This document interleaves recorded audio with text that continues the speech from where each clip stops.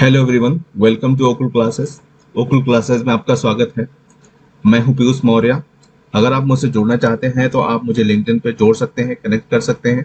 पिछले क्लास में हमने बात किया था इंडियन डायस्पोरा के बारे में और देखा था कि इंडियन डायस्पोरा का भारत की जो विदेश नीति है उसमें किस प्रकार से तेजी से उभार हो रहा है और उनकी भूमिका बढ़ती जा रही है। आज के इस क्लास में हम बात करने वाले हैं South Asian coop association for the regional cooperation, SAARC के बारे में, जिसको हिंदी में हम दच्छेस भी कहते हैं, सॉरी।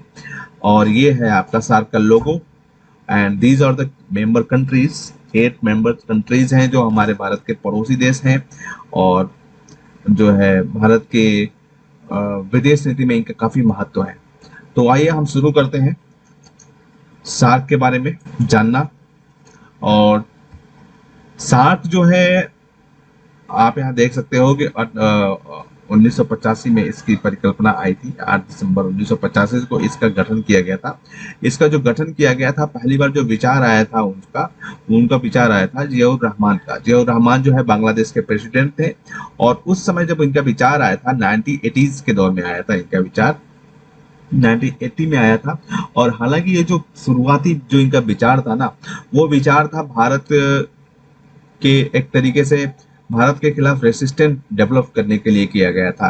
लाइक जो भारत की पड़ोसी देश हैं, भारत को छोड़ करके उन देशों का 7 कंट्रीज का जो सार्क के जो मेंबर्स है उसमें से भारत को निकाल दिया जाएगा, तो उनका एक ऑर्गेनाइजेशन बनाने की बात हुई थी जिसमें जो है भारत को रेसिस्ट किया जाएगा। लेकिन बाद में 1985 में जब इसकी परिकल्पना पूर्णतः सामने उभर करके आई तो इंडिया भी इसका मेंबर बन गया और इसको इंडिया ने एक तरीके से सहयोग के लिए जो है विकसित किया। और जो यहाँ पे आप देखिए 1980 में जो आइडिया आया था और उसके बाद से जो है इंडिया इसमें काफी एक्टिव रहा सहयोगात्मक संबंधों को डेवलप करने के लिए। ठीक है। और सार्क की अगर हम फैक्चुअल बातें करें कुछ, तो 1985 में इसका गठन हुआ था और इसका जो सेक्रेटरीट है वो है ढाका, बांग्लादेश में है। ठीक है, बांग्लादेश में इसका सेक्रेटरीट है। इसमें जो लास्ट कंट्री जुड़ा था वो जुड़ा था 2007 में, अफगानिस्तान। ये एक फैक्चुअल इंफॉर्मेशन है। और अगर सार्क के मेंबर नेशंस का नाम आपको मालूम ही होगा, बांग्लादेश, भूटान, इंडिया, मालदीव, नेपाल, पाकिस्तान एंड श्रीलंका। और जो इनकी पहली समिट हुई थी वो कहाँ हुई थी? कोलंबो में हुई थी 1981 में। फर्स्ट समिट कोलंबो में हुई थी और जो नेक्स्ट समिट होने वाली है 20th समिट होगी और वो कहाँ पे होगी? आपकी पाकिस्तान में प्रपोज्ड है। पाकिस्तान में प्रपोज्ड है। अभी हम इस पे बात करेंगे, इनकी जो महत्व है और इसके जो सारी बातें हम आज इसमें करने वाले हैं।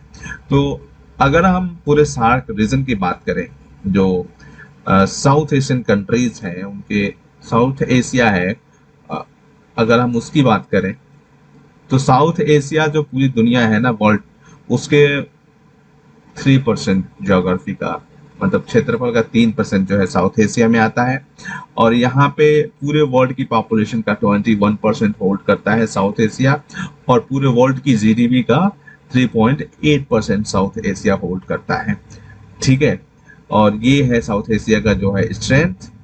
और अब हम देखते हैं कि जो सार्क, हमारा जो SAARC South Asian association for regional cooperation बनाया गया था, इसके एम क्या था ये आप देख लीजिए। यहाँ पे ये एक मेंबर कंट्रीज हैं, इनके जो है एक अफगानिस्तान है। अफगानिस्तान की सीमा यहाँ पे आपको सेंट्रल एशिया के देशों से लगती हुई दिखाई दे सकती है।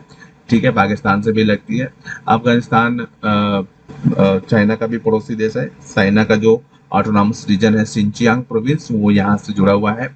ठीक है, और ये है आपका नेपाल जो मेंबर स्टेट है। नेपाल अब 3 तरफ से भारत से घिरा हुआ है। एक तरफ जो है हिमालय है, वो जो चाइना तिब्बत के प्रोविंस से बॉर्डर, ऑटोनॉमस रीजन से बॉर्डर बनाता है। भूटान का भी सेम वही कंडीशन है, चाइना के साथ जुड़ा हुआ है। बांग्लादेश म्यांमार के साथ यहाँ पे जुड़ा हुआ है। ठीक है, और ये है इंडिया के नॉर्थ ईस्ट स्टेट्स। आप देख सकते हो यहाँ पे इनका स्ट्रेटेजिक पोजीशन, जियोपॉलिटिकल कंडीशन आप देख सकते हो। ठीक है, और एक मेंबर है श्रीलंका जो कि भारत का मैरीटाइम नेबर है, और ये मालदीव, ये भी भारत का मैरीटाइम नेबर है। जो शार्क को बनाया गया था तो उसका एम क्या रखा गया था? What was the purpose, what was the aim? Aim था जो लोग है ना उनकी क्वालिटी ऑफ लाइफ को इम्प्रूव करने का दृष्टिकोण था। ठीक है, क्वालिटी ऑफ लाइफ को इम्प्रूव करना था। दूसरा एम था, इस जो पूरा रीजन है उसमें पीस एंड स्टेबिलिटी को प्रमोट करना था। पीस एंड स्टेबिलिटी को प्रमोट करना था। ठीक है, सोशियो इकोनॉमिक इंटीग्रेशन करना था,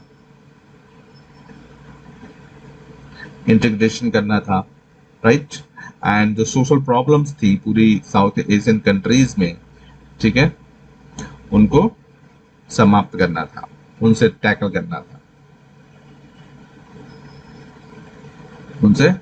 करना था, तो ये कुछ पर्पजेस थे जो बनाया गया था जब इसको, तो इसका पर्पजेस ये रखा गया था। ठीक है, तो हम आगे देखते हैं, फिर हम इस पर अभी विस्तार से चर्चा करेंगे। जल्दी जल्दी हम इनके कुछ फैक्ट्स देख लेते हैं।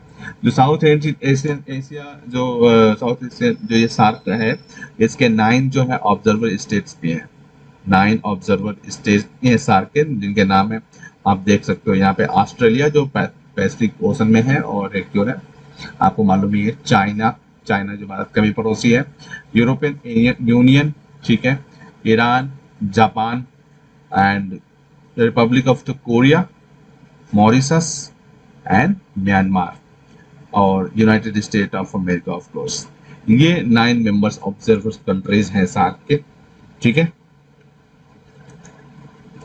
यहाँ पे हम देखते हैं कि एरिया ऑफ कोऑपरेशन क्या डिसाइड किया गया था सार्क का जो एरिया ऑफ कोऑपरेशन है ना, वो था आपका human resource development and tourism. मानव संसाधन का विकास करना है इस पूरे रीजन में। ठीक है, तो मानव संसाधन विकास के लिए जो क्या होगा, उसमें स्किल डेवलपमेंट के ही कार्यक्रम होंगे। Skill development and education. अगर आप ऐसे देखोगे कि ह्यूमन डेवलपमेंट जो है उसमें तो बहुत सारी चीजें आ जाएंगी आपके लिए। लाइक अगर हम ह्यूमन डेवलपमेंट की बात करें यहाँ पे, तो बेसिक मिनिमम नीड्स की, पहले तो बेसिक मिनिमम नीड्स पूरी होनी चाहिए, बेसिक मिनिमम नीड्स। उसके बाद कैपेसिटी बिल्डिंग की जानी चाहिए। तो जो ये हम बातें कर रहे हैं स्किल डेवलपमेंट एंड एजुकेशन की, वो कैपेसिटी बिल्डिंग में आती है। सबसे पहले किसी भी मतलब ह्यूमन पॉपुलेशन को अगर उसका पूरा करना है ना, तो बेसिक मिनिमम नीड्स को पूरा करना पड़ेगा। बेसिक मिनिमम नीड्स में क्या क्या आते हैं, ये थोड़ा सा हम डाइवर्ट हो रहे हैं, बट फिर भी अगर स्टार्ट किया तो एक बार मैं बता देता हूँ आपको। बेसिक मिनिमम नीड्स में क्या होते हैं, बेसिक मिनिमम नीड में आता है food. Okay, there is a problem. Basic minimum need में आता है फूड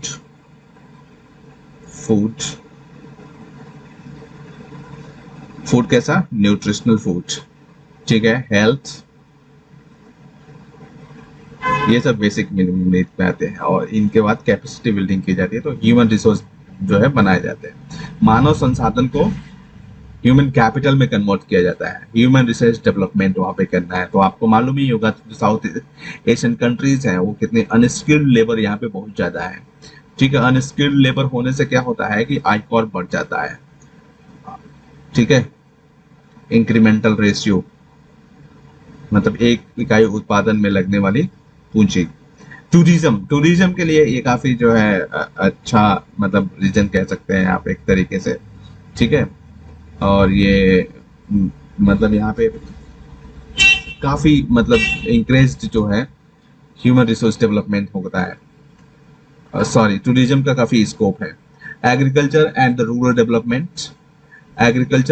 डेवलपमेंट में मतलब कृषि का विकास करना है और रूरल डेवलपमेंट भी करना है।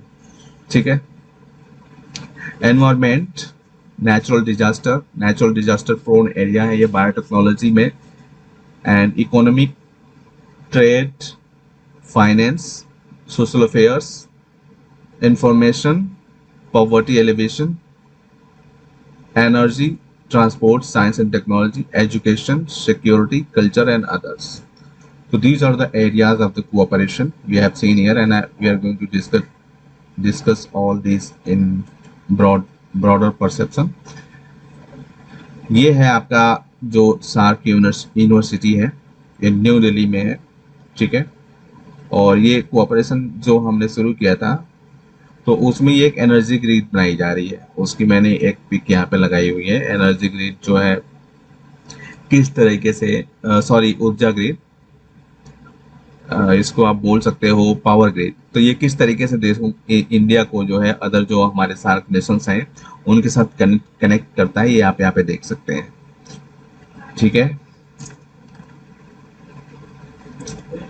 अब हम देखते हैं सार्क के ऑब्जेक्टिव्स क्या है। सार्क के जो ऑब्जेक्टिव है ना, ये काफी इंटरेस्टिंग है और ये काफी ब्रॉडर पर्सपेक्टिव है। देखो आप यहाँ पे वेलफेयर को प्रमोट करने की बात हो रही है कि सार्क जो नेशंस हैं उनमें वेलफेयर को प्रमोट किया जाएगा। तो वेलफेयर के लिए क्या है जरूरी? वेलफेयर के लिए जरूरी है कुछ चीजें, जैसे कि पॉपुलेशन कंट्रोल होना चाहिए, राइट,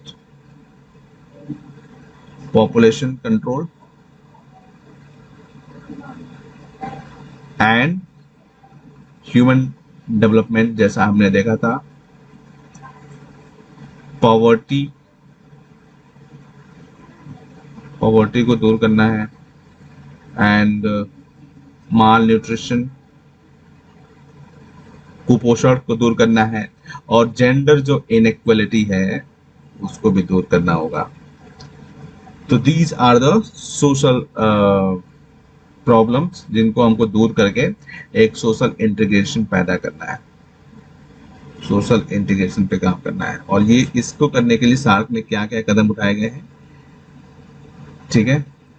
जो एक तो है एशियन पॉवर्टी एलिवेशन के सेंटर बनाया गया है, एंड दूसरा आपने देखा सार्क यूनिवर्सिटी बनाई गई है, एंड सार्क डेवलपमेंट सेंटर बनाया गया है, सार्क फूड एंड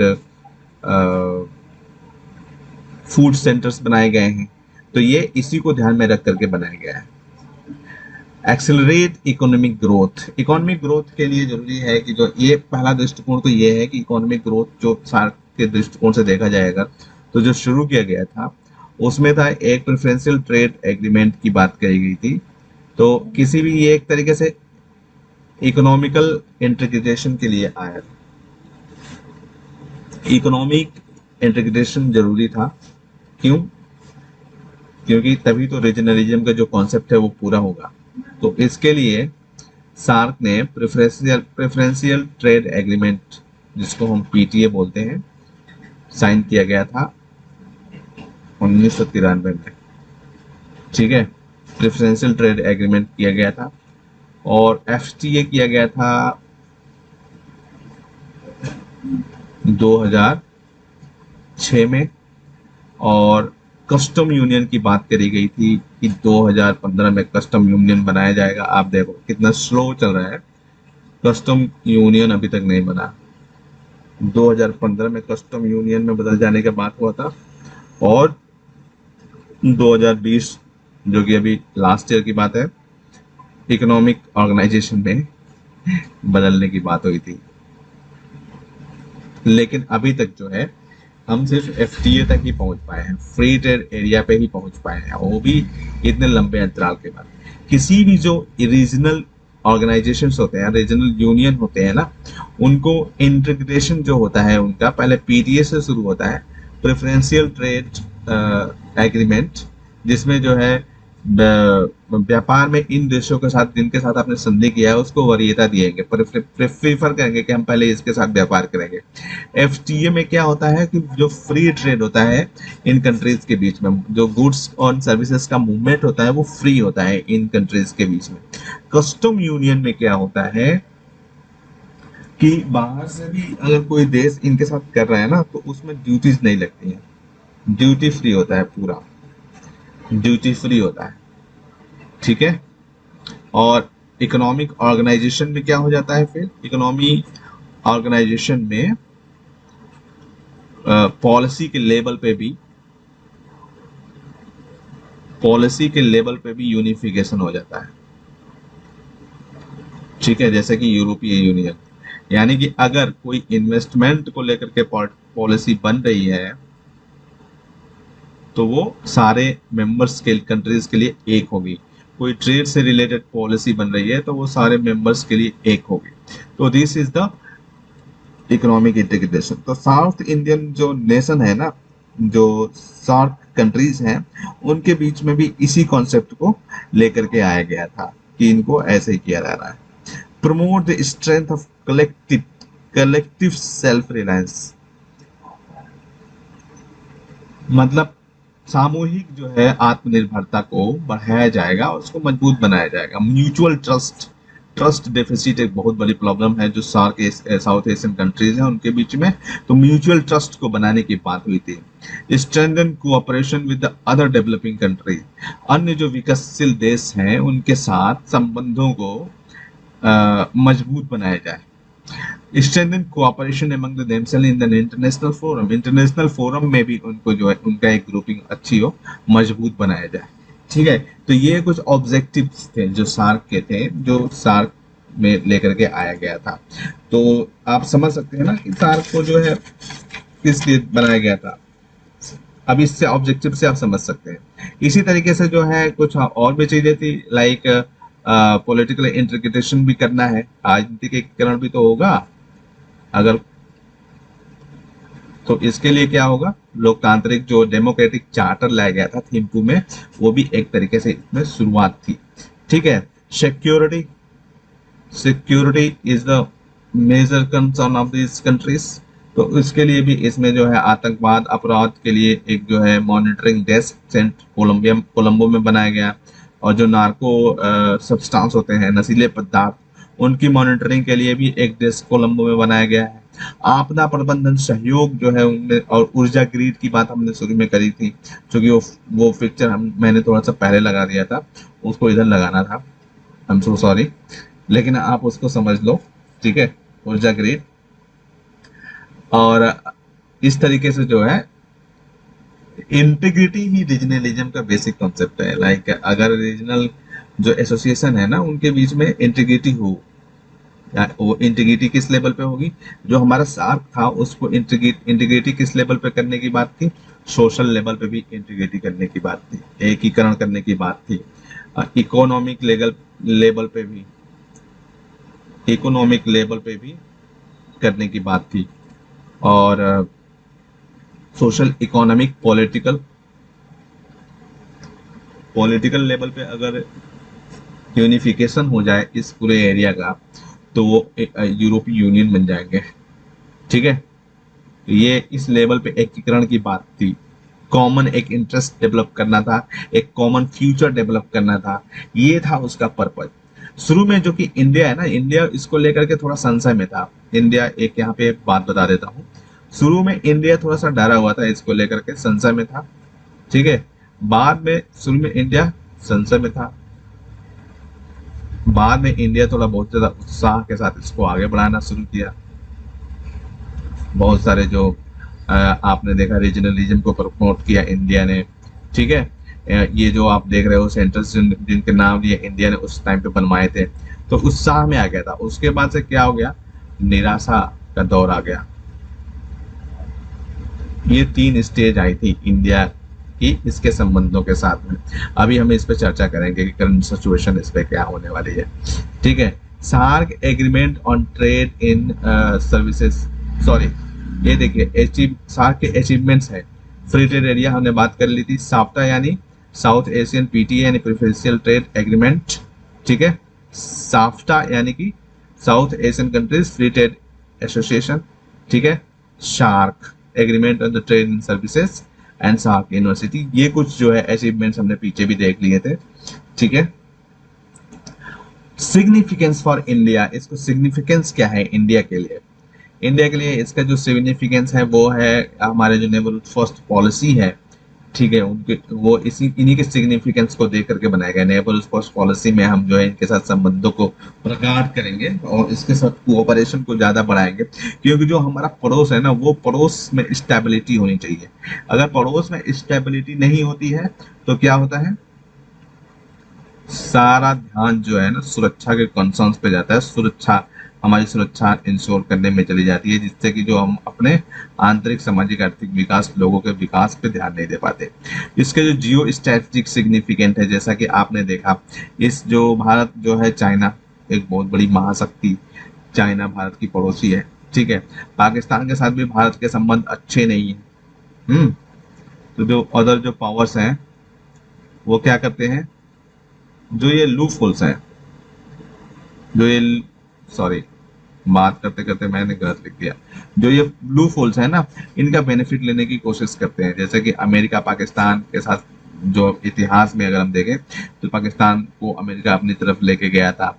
चाइना आज पाकिस्तान का पूरा भरपूर उपयोग करने की कोशिश कर रहा है इंडिया को बैलेंस करने के लिए, ठीक है। तो ये इसकी स्ट्रेटेजिक इंपॉर्टेंट है।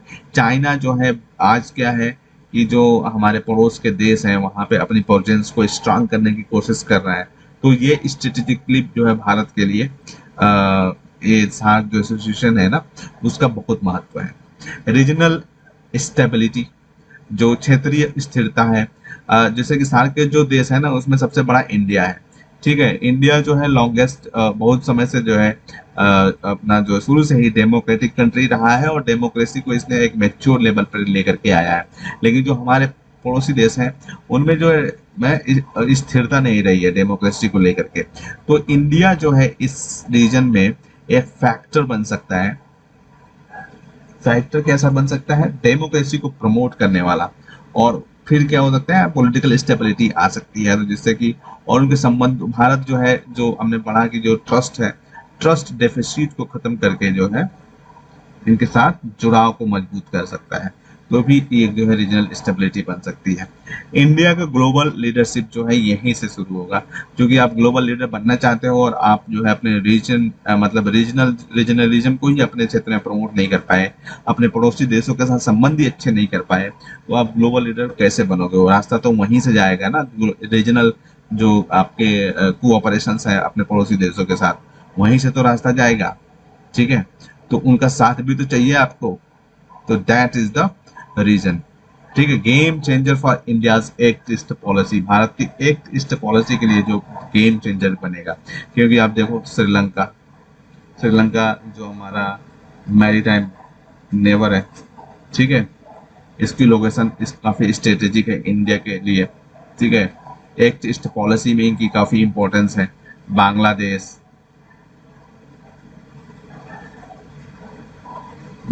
की भी काफी महत्व है इसमें। तो ये जो है कुछ इसके सिग्निफिकेंस है फॉर इंडिया, राइट। और यहाँ पे आप देखते हैं हम कुछ चैलेंजेस जो है वो काफी जेन्युइन टाइप के मतलब हैं। वैसे चैलेंजेस तो काफी ऐसे हैं कि जो है अभी सार्क का जो स्टेटस है ना, अभी स्टेटस अगर हम बात करें तो नरेंद्र मोदी सरकार ने सार्क को मतलब एक तरीके से निष्क्रिय मान लिया है कि वो काम नहीं करते, मतलब गवर्नमेंट ने हमारी निष्क्रिय मान लिया है कि वो काम नहीं कर रहा है, इसलिए जो काफी स्लो उसका प्रोग्रेस है। अभी हम बात करेंगे कि किन कारणों से जो है ये सार्क में ऐसी स्थिति उत्पन्न हुई है। तो जैसा कि इसकी जो प्रॉब्लम्स हैं वो हम थोड़ा सा एक बार चैलेंजेस देख लेते हैं, फिर जो है हम बात करते हैं इस पे। एक तो ये लो फ्रीक्वेंसी ऑफ मीटिंग्स, आप सोचो 33 ईयर्स के में जो है सिर्फ 18 मीटिंग्स हुई हैं, ठीक है। और पिछली जो मीटिंग पाकिस्तान में होने वाली थी वो कैंसिल कर दी गई थी। तो आप देख सकते हो कि ये बहुत लो फ्रीक्वेंसी ऑफ मीटिंग्स है, मतलब ये बहुत कछुए की चाल से आगे बढ़ने वाला ऑर्गेनाइजेशन बन गया, ठीक है। इसलिए इंडिया का इंटरेस्ट भी इसमें खत्म होने के जैसा हो गया। इसका एरिया ऑफ कोऑपरेशन बहुत बड़ा है, उसमें बैलेंस बनाना बहुत मुश्किल होता है, ठीक है। साफ्टा का लिमिटेशन, ठीक है, जैसे कि अब जो भी डेवलपिंग कंट्रीज हमारे पड़ोसी देश हैं उनमें ट्रस्ट डेफिसिट का मामला है, पाकिस्तान के साथ जो मामला है, इसकी वजह से जो है जो south Asia free trade association है ना, वो भी सही से काम नहीं कर पा रहा है। भारत पाकिस्तान का रिलेशनशिप जो है ये तो कुछ बेसिक्स थे जो मतलब जानने चाहिए। कुछ ऐसे भी हैं जो, जब जैसे आप भारत पाकिस्तान की बात करें ना, तो भारत पाकिस्तान की समस्या तो है ही, इसके साथ साथ एक साठ चार्टर भी है। 60 चार्टर में एक एक्ट है कि अगर कोई एक भी देश, वन कंट्री, मेंबर कंट्री अगर ऑब्जेक्ट करती है ना, तो ये जो बैठक होती है, मीटिंग होती है, वो कैंसिल हो जाती है। ठीक, ये सार्क चार्टर का है कि आपको अगर एक देश भी आपत्ति करेगा तो उसको कैंसिल कर दिया जाएगा। तो एक तो ये हर्डल है, ठीक है। दूसरा, जो ये पड़ोसी देश है भारत के, जो है भारत के जो पड़ोसी देश हैं, उनके उनमें आपस में सीमा विवाद है, मतलब ट्रेडिशनल जो डिस्प्यूट्स हैं वो काफी ज्यादा है। इंडिया पाकिस्तान देख लो आप, ठीक है। बांग्लादेश के साथ भी इंडिया का डिस्प्यूट था बॉर्डर के को लेकर के, ठीक है। अभी हाल में नेपाल के साथ भी दिक्कत हो रही है। और इस तरीके से श्रीलंका के साथ भी जो लिंग्विस्टिक जो टेंशन था इंडिया का, तो ये कुछ ऐसी कमियां थी, मतलब ऐसी कंडीशंस हैं। दूसरा, सीमा विश्वास की कमी है, ट्रस्ट डेफिसिट, जैसा कि हमने बात किया था। इन देशों को भारत में विश्वास ही नहीं होता है, और ये बिग ब्रदर सिंड्रोम आप देख सकते हो। अगर ये सारे देश मिला करके एक कर दिए जाएंगे ना, तो भी वो भारत के आकार के बराबर नहीं हो पाते हैं। तो ये एक तरीके से बिग ब्रदर सिंड्रोम से पीड़ित रहते हैं पूरा टाइम कि ये हमारा जो है मिस यूज कर सकता है इंडिया, ठीक है। इंडिया हमको डोमिनेट कर सकता है, इंडिया हमारी सॉवरेनिटी में इंटरफेयर कर सकता है। तो एक तरीके से ये विश्वास बहाली, विश्वास की कमी जो है जैसा मुद्दा उभर के आया है। इसमें एक प्रॉब्लम ये भी है कि इंडिया ने जो है ना, इसको दूर करने की कोशिश सही से नहीं करी, यानी लीडिंग रोल इंडिया ने सही से नहीं निभाया, इंडिया ने अभी तक नहीं निभाया है सही से लीडिंग रोल, ठीक है, ताकि जो है इस सिचुएशन को बदला जा सके, ठीक है। और एक प्रॉब्लम है टेररिज्म। टेररिज्म जो है ना, ये बहुत बड़ा फैक्टर है इस सार्क एसोसिएशन को निष्क्रिय करने में। कैसे है, जैसे कि आप देख सकते हो कि सार्क की जो बैठक है, भारत पाकिस्तान के बीच में टेररिज्म वाला फैक्टर है। इंडिया कह रहा है, इंडिया ने साफ साफ कह दिया है, मोदी गवर्नमेंट में भी साफ साफ कह दिया है कि अगर पाकिस्तान आतंकवाद पर कंट्रोल नहीं करता है तो तब तक जो है सार्क में बातचीत नहीं होगी। इस तरीके से उन दोनों देशों के बीच में बातचीत नहीं होगी। तो ये एक तरीके से टेररिज्म बहुत बड़ा फैक्टर है। मे बी ये टेररिज्म को जो है का पर्पज ही यही हो कि जो है स्टेबिलिटी ना आए। तो दिस इज द रीजन। कुछ पॉलिटिकल विल की कमी भी है, राजनीतिक इच्छा शक्ति। चीन भी एक बहुत बड़ा फैक्टर है, चाइना, ठीक है। China is a big factor. कैसे? क्योंकि चाइना जो है, जो हमारे पड़ोसी देश है ना, उनके साथ काफी मतलब संबंधों को प्रभावित कर रहा है, अपना इम्प्रूव कर रहा है अपनी प्रेजेंस को बनाने के लिए।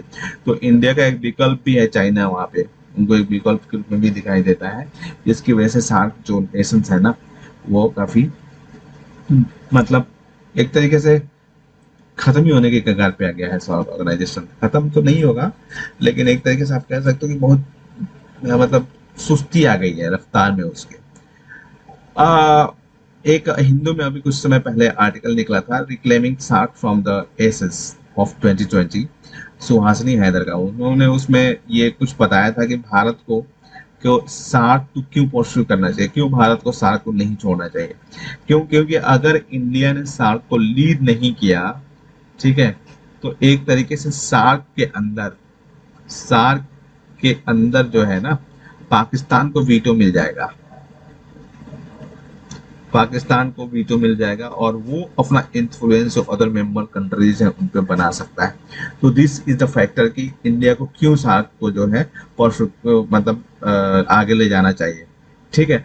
दूसरा है कि अगर इंडिया जो है संघाई सहयोग कॉरपोरेशन में की मीटिंग्स में भाग ले रहा है, जो इंडिया, चाइना और रसिया का जो ट्रायंगल है, ठीक है, उनकी मीटिंग में भाग ले रहा है, G20 की मीटिंग्स में भाग ले रहा है, जिसमें कि चाइना है।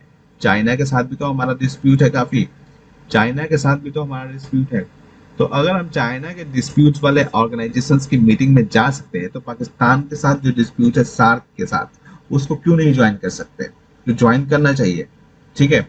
और दूसरा फैक्टर, तीसरी बात क्या है कि अगर नेपाल, जैसा कि नेपाल की जो केपी ओली गवर्नमेंट है, उसका जो झुकाव है अभी चाइना की तरफ है, और इसकी वजह से उसने कुछ इंडिया के एंटी इंडियंस है, मतलब कुछ एक्टिविटीज भी दिखाई, फिर भी हम उसके साथ कोऑपरेशन कर रहे हैं। ठीक है, तो ये क्या है, एक तरीके से दिखाता है कि इंडिया जो है अगर अपने जो उसके अगेंस्ट वाली जो परिस्थितियां हैं उसमें भी कोऑपरेशन ढूंढ सकता है, तो फिर साथ में पाकिस्तान के साथ इसी तरीके की परिस्थिति में कोऑपरेशन के क्यों नहीं ढूंढ सकता है।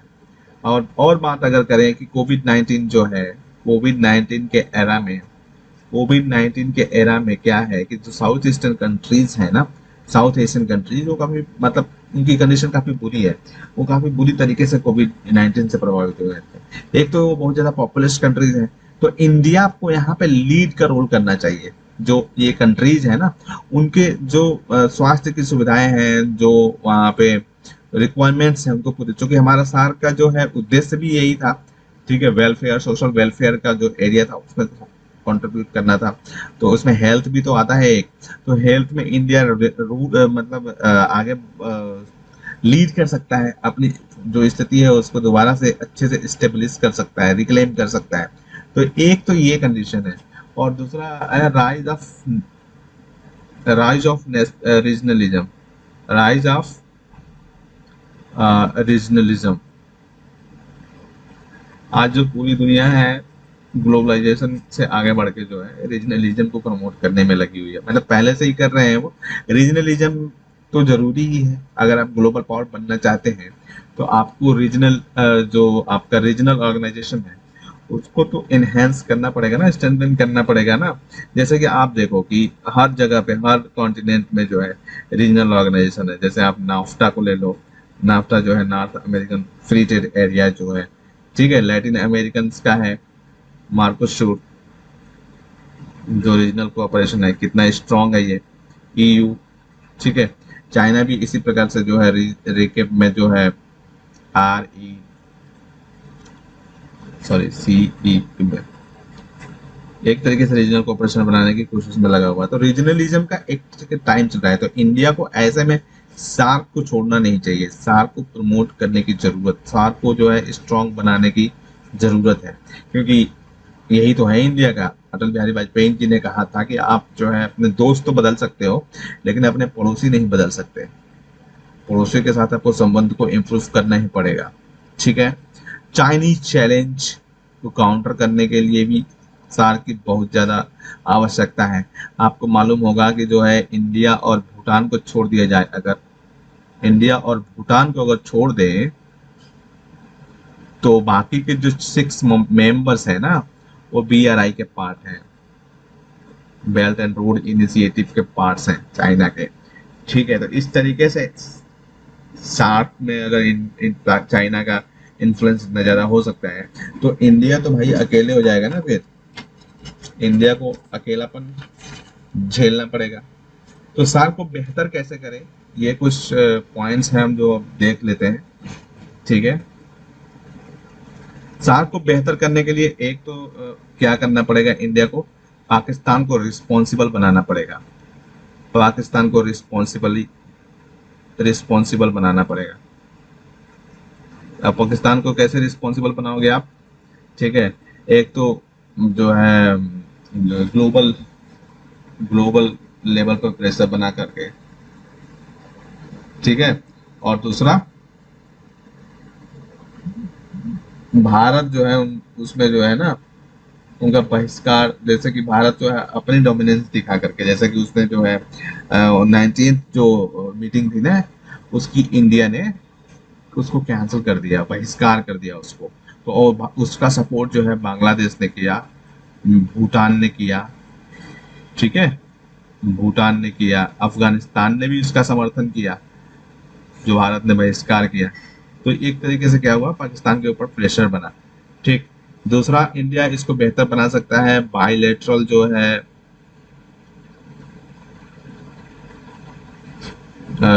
बायलैटरल रिलेशंस को बेहतर करके, ठीक है, और तीसरा जो सब रीजनल ऑर्गेनाइजेशंस हैं उनको डेवलप करके। जैसा कि सासेक जैसा एक ऑर्गेनाइजेशन है, बनाया गया था 2001 में, साउथ एशियन सब रीजनल इकोनॉमिक कोऑपरेशन, इसी के अंदर बनाया गया था, सार्क के अंदर ही। तो इसी प्रकार के जो रीजनलिज्म जैसे कि मेकांगंगा कोऑपरेशन है, बिबिन है, ठीक है, इस तरह के रीजनल कोऑपरेशन को प्रमोट करके इस संगठन को और इनहेंस किया जाना चाहिए और इंडिया को इस पर जो है काम करना चाहिए, क्योंकि इंडिया के पड़ोस से ही जो है उसका रास्ता उसकी ग्लोबल पावर, एशियन पावर्स और ग्लोबल पावर्स बनने तक जाती है। होपफुली आपको ये लेक्चर अच्छा लगा हो। ठीक है, आज के लिए बस इतना ही। अगली क्लास में हम पढ़ेंगे बीम स्टेक के बारे में बात करेंगे, जो आपके एग्जाम के लिए बहुत ही महत्वपूर्ण है। तो अगर आपने अभी तक हमारे चैनल को सब्सक्राइब नहीं किया है तो जल्दी से कर लीजिए और साथ ही बेल आइकन को प्रेस कर लीजिए ताकि आपको हमारे आगे आने वाले वीडियोस के नोटिफिकेशन समय समय पर मिलते रहे। अगर आपको इस टॉपिक में समझाए गए किसी भी कॉन्सेप्ट को लेकर कोई भी क्वेरी है तो आप नीचे कमेंट सेक्शन में लिख सकते हैं, मैं खुद पर्सनली उसका रिप्लाई 24 घंटे के भीतर करूंगा।